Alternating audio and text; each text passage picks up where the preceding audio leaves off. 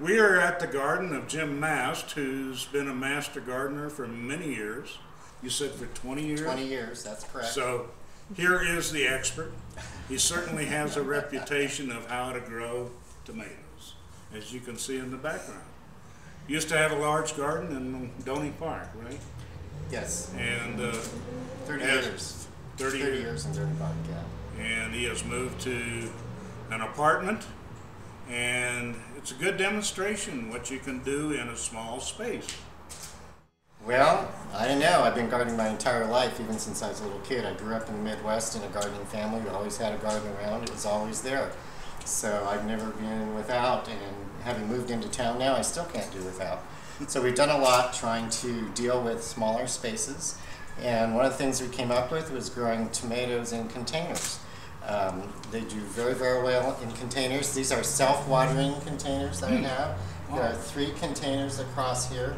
They have a reservoir in the bottom that fills with water, so you can water from the top, or there's a little channel you can put the water in, and then that slowly wicks the water up to the plants, so they get even water from the bottom at all times, and that's what tomatoes desire. They're in a sterile potting soil that's in there. Some of the tomatoes I purchased as plants locally, other ones I started from seed. I have a little seed starting set up downstairs that I work. These plants were put out about the middle of May. I put them out in walls of water, which are cylinders of water, kind of a donut of water that acts as a mini greenhouse. When we put the plants out, they were probably about this tall. And as you can see, they've grown tremendously well. This is a total of 6 plants. There are 2 plants in each container.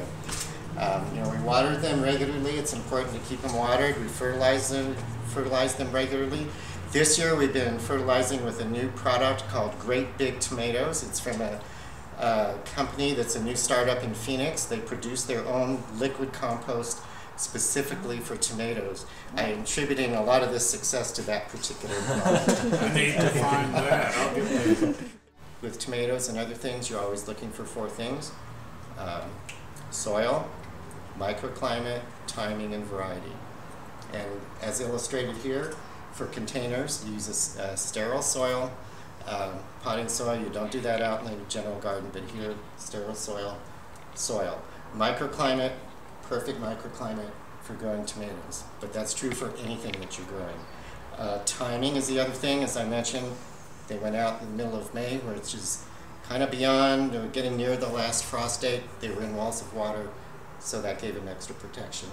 And then variety. These are all appropriate varieties for the Flagstaff area. They're short season varieties.